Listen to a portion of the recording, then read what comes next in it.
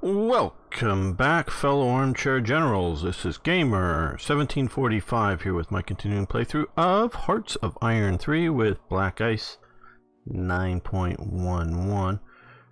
And if you haven't already, please subscribe to the channel. Love to see you around more often. Also, if you would, go ahead and hit that like button. Really helps with visibility for the channel, generally speaking, particular video primarily, but it really does help. So if you would just hit that like button. We're gonna send these guys down here. Tropical island garrisons and some police regiments. Some of the garrisons have police already with them. Those will be for places like here in Java, where we want to suppress the population a bit more.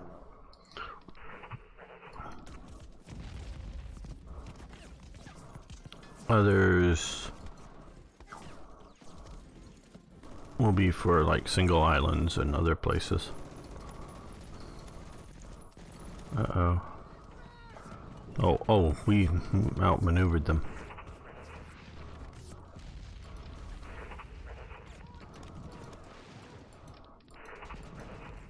Okay, they've come there. Well, maybe. No, just you.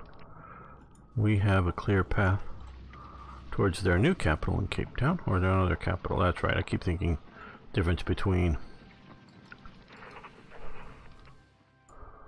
British South Africa versus Boer South Africa.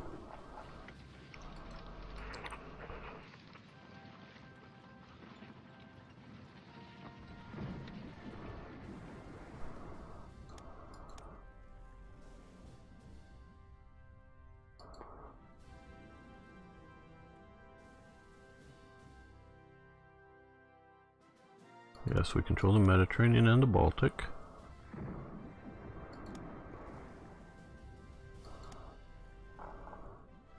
Okay, we have that. We have that. Well, let's see what we're going to do with this.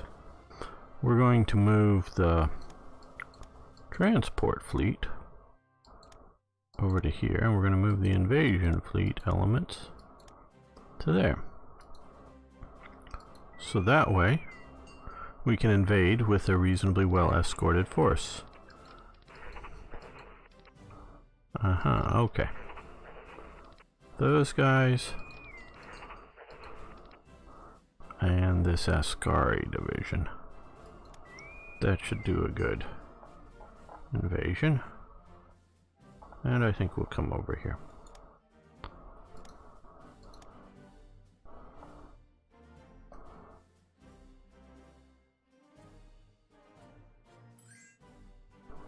Iraq. Oh, sure, you may have energy.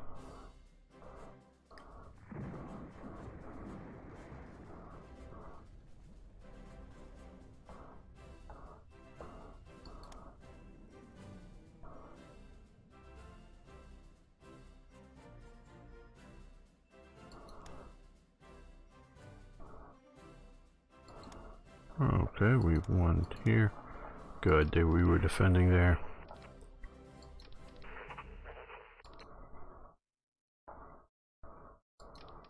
Okay, you guys counterattack, because the problem is you don't have any anti-tank, but you do. Now you're crossing a river, so that isn't nice. But okay, well, that's good. Now you're here and you attack. You got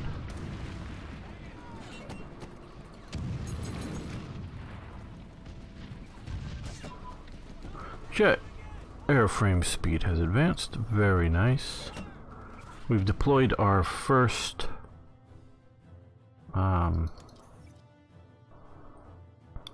we can do an ejection seat, which I believe all the ejection seats were post-war.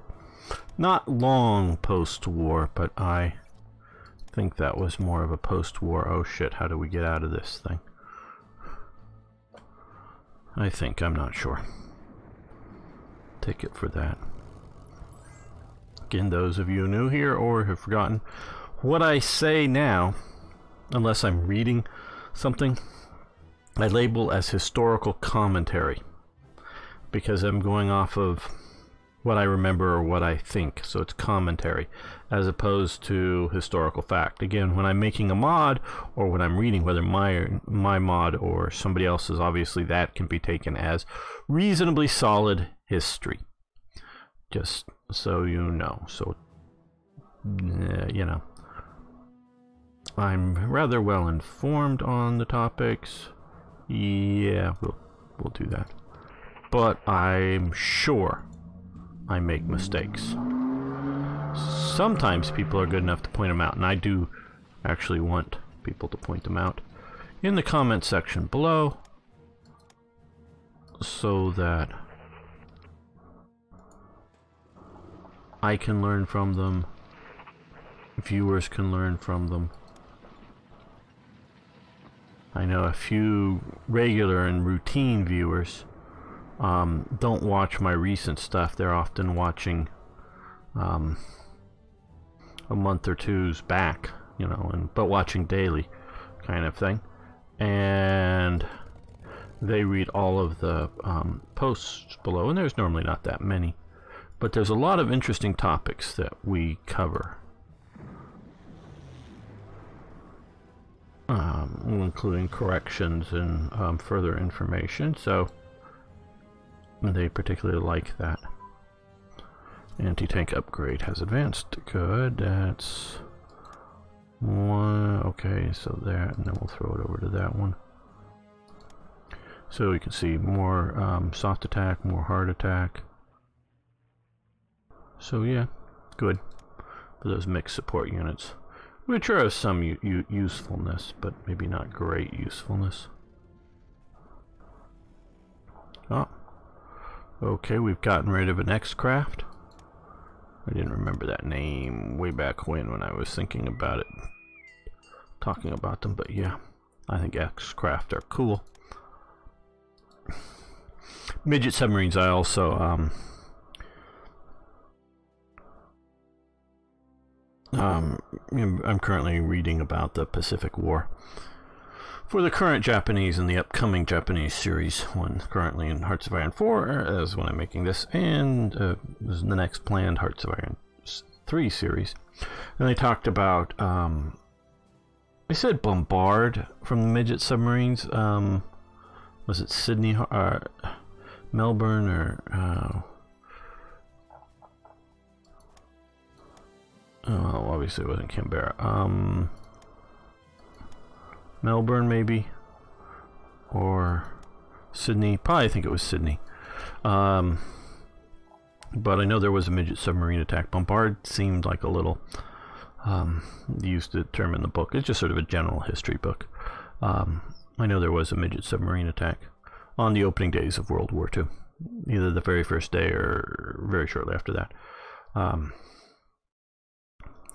And either there were 2 submarines they killed, because I thought there were 2 man, or maybe these are slightly different models, because they sent back Japan, Australia sent back the cremated bodies of 4 of the midget man submarine attackers, and that the bodies had made it back on a treaty ship or a truce ship or something to Japan by 1942. Sent the bodies back, which the Japanese had a big, huge ceremony interring them, but didn't seem to thank the Australians. And in their propaganda on that, they called them the hated Australians and whatnot. So, thought that was interesting. What they called an almost suicide mission. Now, a lot of the Japanese and all 3 of the submarines that attacked Pearl Harbor were sunk. 2 have been found, I believe. One of them made it into the harbor, I believe. Again, like I say, commentary, it's going after yours. And there's a documentary out there, you can probably find it on YouTube, where they think maybe it was the Arizona or one of the battleships that was sunk, they think may have been sunk instead of with the the air attack, with the midget submarine attack. Partially by particularly one photo that was captured on the day. They think there's indications there of a, because there's stuff falling and impacting in the water, and they think some of the splash, whatnot, rooster tail thing they think was from a midget submarine. And so some of these things can be very successful, and in these special operations, and sometimes, like the one on Sydney and definitely the ones in Pearl Harbor, were suicide functionally attacks. And I could see that as the Japanese wanting to do that more so.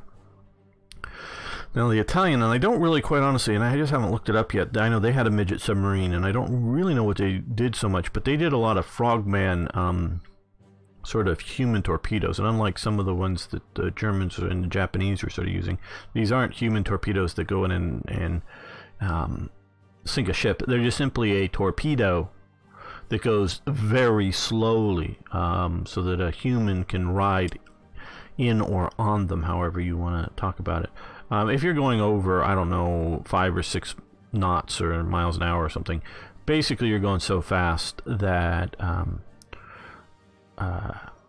your mask will be just whipped off your face or something. Now you can go a bit faster, obviously, if you have a, what we would call a windshield, but I guess it would be a water shield or something, in front of you, that's, keeping the flow of the water out of your direct face.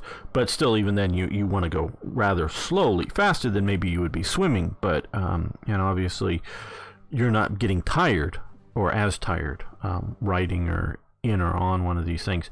So these are not that, but the Italians launched an secret attack out of Spain on Gibraltar that worked, and they did another one into Alexandria, which sunk a battleship.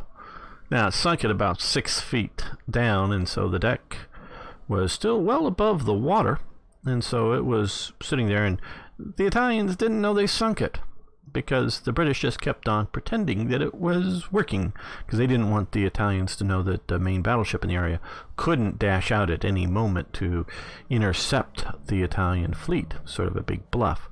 And some of those Italian frogmen got away, and some of them were captured. I don't know that any were killed.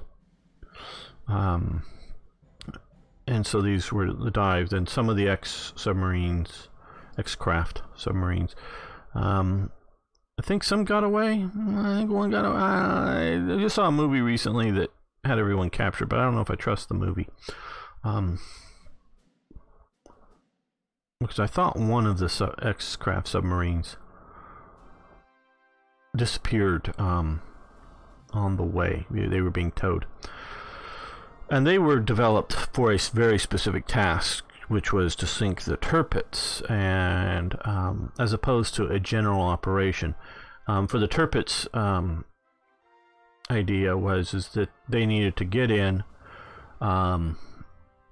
drop some sort of mega mines. They were ammonitol explosive things from the side underneath the ship, and the idea was that they were then supposed to leave the scene half an hour or whatever later to have the thing blow up. And obviously it takes a while to get steam up on some of those battleships anyways, so even if you do sort of know, oh shit, there's a bomb underneath us, it'll still take a while to get going, but you can maybe get enough steam up or get somebody with a tug to move you if it's not that long. And as part of the British idea is that you drop them. The idea, not that it worked out, the idea is that you drop them and leave the scene before before they know you're there, and have it blow up then, so as to get the crew out. Now, that's making a presumption that you're going to be able to get under the battleship, and bunch of the battleships, and one of the reasons the Tirpitz had sort of anti-torpedo nets around it that were designed to stop like air attacks or submarine attacks with a torpedo. launched at it, so they needed to get in under it. But it had you built them to do normal torpedo attacks. They can still be quite useful, because if you're talking about, at least currently, unmovable ships that aren't maybe all, they're sort of in a very large harbor area, you very well may be able to make an attack and get away, because they don't know where the attack comes from. So I think they're a really good capability. It just need to be used right. You don't go into a really small port like sort of Pearl Harbor that has a very, very narrow mouth on Pearl Harbor.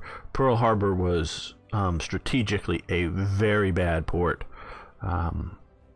It had one entrance to it that was, like I was saying, rather small. So had you sunk one ship in the mouth of Pearl Harbor of a, I don't know, reasonable size, definitely a battleship, you're more or less, unless they get lucky and then it's to like one side of the mouth of the harbor entrance, you're going to block that up until basically you can, if it goes to the bottom, and if it's really blown out, not just something you could patch and refloat,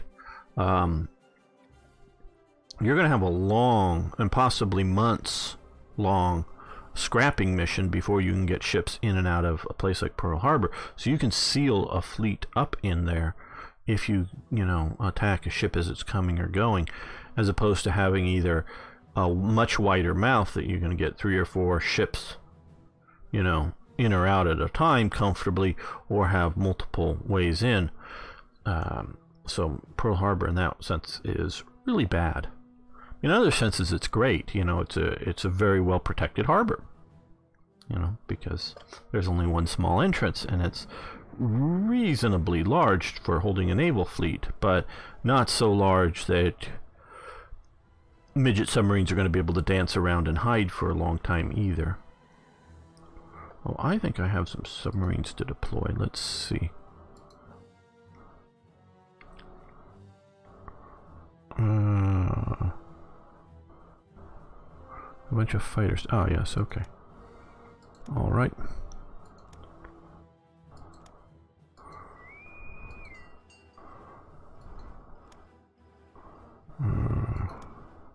Go by skill, come down here.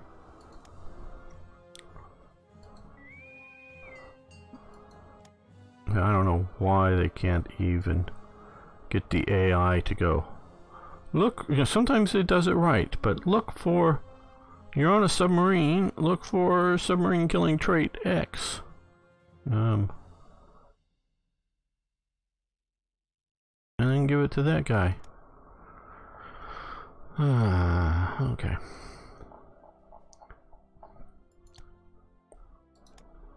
I'm thinking of sending you for operations in the Pacific to back up the Japanese, whether they're doing lots of submarine options or not. Think we still got our commerce raider up here, and in the last week we've sunk 6 ships here, and we're not at war with the Soviet Union, so those have got to be, I presume, American lend-lease to, neutral currently Soviets, so that's being effective. Okay, port strike tactics. And I think we're probably going to let that continue. Yeah, it's way early. Okay. Alright, we've one down here, good. Push into here before they get one at Chittagong.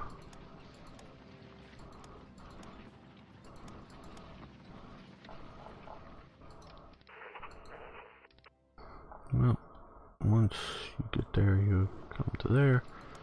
You guys cross there.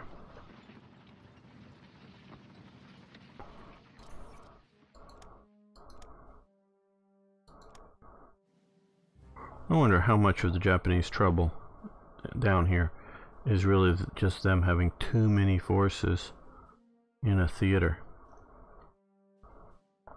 And you know that had they done some naval invasions like down here in Rangoon, they could have easily cut off their supply once they did stuff, yeah.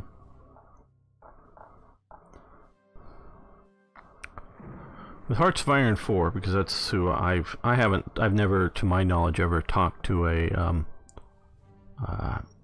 Hearts of Iron 3 AI coder. But I've talked to a couple, at least one primary guy who's done the Hearts of Iron 4 AI coding.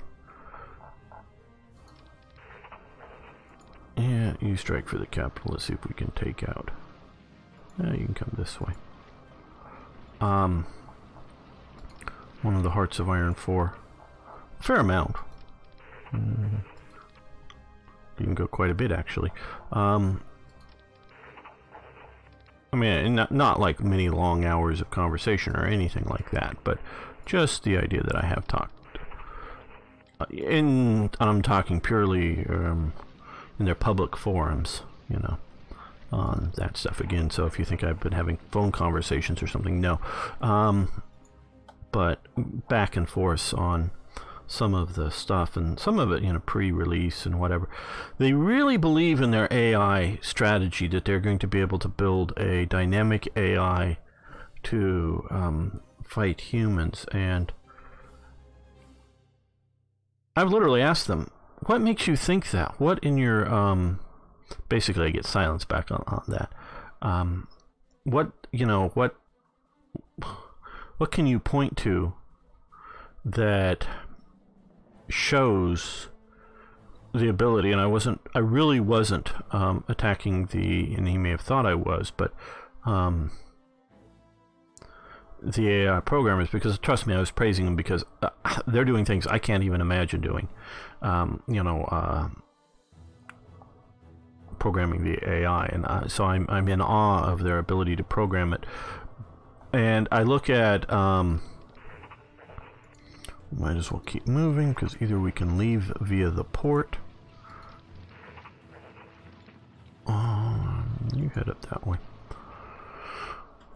or keep pushing around if there's forces needed. Because if you look at their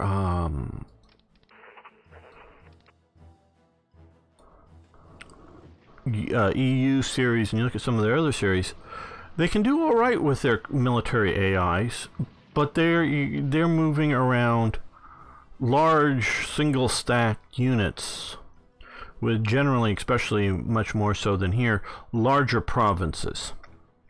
And so it's been a long time since I've really played. I played very many hours of EU1 and a bunch of hours of EU2 way back in the day. Back before I really even understood or knew what Paradox quite honestly was. It was just some faceless company that made Europa Universalis, and this is in the days before, you know, I was buying hard copies of the games in the store and not really ever going to their website and doing anything more. And so it was really back then, and I do believe today, a competent, you know, military strategic AI that was giving me real challenges once I was at war with somebody, crushing me at times.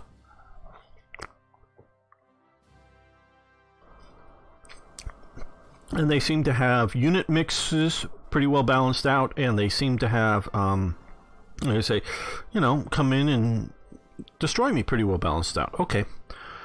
And so they've demonstrated that, but I've yet to see them demonstrate this ability to have a dynamic AI that does well in a sort of divisional based war game. And what makes you, you know, what demonstrated ability? Because at the time I was poking, when I was asking this, for battle plans, and that they would program in, depending upon condition, say for like Belgium, a defensive battle plan for Belgium. And you could have, you know, 2 or 3 basic defensive battle plans for Belgium.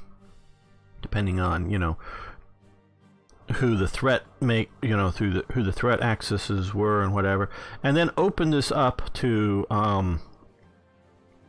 human players to, you know, with a sort of an interface to create other battle plans, so that, and then you could throw, then you could, you know, as like mods, throw in and then have somewhat random rates of picking what battle plan. So, you know, the classic situation, you know, for Wargame, you know, there's Germany here, and Belgium, Netherlands are at peace, and France is at war. How to defend against Germany. And so you could have several battle plans, and, you know, 2 or 3, so it's not always the same, or 40 different battle plans that different humans have come up with. And to some degree, you know, that it looks for a suitable set of plans, you know, meet conditions spelled out, and then you could have weights on the plan, you know, likelihoods, so it's not purely random, but, you know, some are more likely than others. You know, do you just simply come back and hold these 3 provinces? Here is sort of the shortest front. That could be a battle plan. Do you come and hold the river and these forts? Do you come and hold the German frontier? You know, what do you do, you know, or do you hold the German frontier, but hey, this is Luxembourg, and we don't really care about Luxembourg, and we really don't care if they push through to Sudan, so we're going to hold these 3 provinces, you know, and, or whatever. And so you could have some basic standards, and then once conditions are change, you go from battle plan X5 to battle plan Z53, which is, oh, there's now Germans up here. Well, let's forget about holding here, and let's retreat everybody back to, say, these 3 province lines. And, you know, so have these things. And they go, yeah, that's a good idea, but we're going to have this more dynamic, thought out plans. And I'm going, yeah. And what, in your experience, demonstratable to show that you have the ability to program that? And I'm not knocking, again, I want to make this very clear, because I'm almost absolutely sure that none of the Hearts of Iron 4 AI programmers are going to watch this, but still, for their reputation, I'm not necessarily saying that anybody else with nearly as a dynamic situation, because if you look at Strategic Command, you have much greater stacking limits, actually larger provinces, and, well, they're hexes, so, you know, but it's not as detailed, it's not as varied, and they do use sort of some standard battle plans as well as some dynamic type stuff for the defensive stuff. So in some ways it's more limited and they do better, but I don't know of a good other company that we can point to. Well, look at, you know, company X is doing better. The best is the Matrix / Slytherin games, the best alternative to my knowledge for anything like this, for what's playing, because the World in Flames game, I've never really played it. I've watched it played, the board game, and it was just always sort of expensive, and I had enough trouble finding people that would play, you know, Advanced Third Reich, and invest in and play this other stuff, the World in Flames. So I never really played it, and they finally, after many years, I mean like 10 or more years, it's an Australian-based game, finally translated it into a computer game, but there's no AI for it. They also did Third Reich into a computer game, which also sort of sucked. I own it, don't know where it is anymore. But yeah, I was disappointed in that computer game. I really wanted, after playing all of the board games, I really wanted to play that as a computer game, and it just sucked. But yeah, so I can't point that to, you know, Company X does so much better. No, I can't. So, I'm not saying it's them. Now, I'm sure someone could do better because you can just throw more money and more programmers and more programming power at it than what Paradox has done. And I don't know the budgeting for this game versus how much it's made, and any sort of competent examination like that, meaning, oh well, hey, yeah,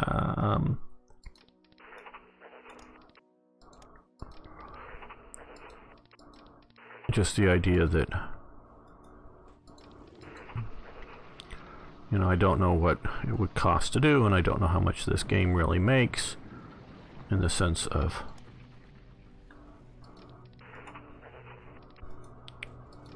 okay, you go this way. You go this way because you're no longer needed there.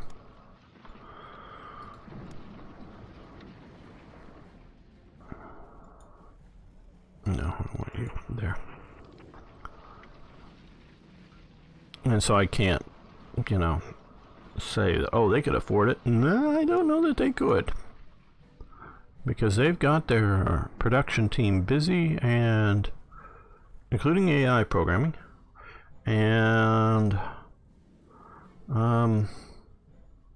with their corporate budgeting, you know, because obviously things like Hearts of Iron 4 have to pay for the new EU Rome 2, which of course they've rebranded, but has to pay for that development, as well as at least two. They've announced two named other games that they've yet to name what they Macassar. Okay, probably where the Macassar Straits are. You know, two other games that are in development. From probably one of them is Victoria 3, but there's at least two other things, so they've got to, you know, pay for that. And trust me, as a company like Paradox doesn't want to go get loans or investors or something like that to go, hey, yeah, we've got 2 years, 3 years of development for this really great game, and so in 3 years from now we're going to be able to make a profit for you.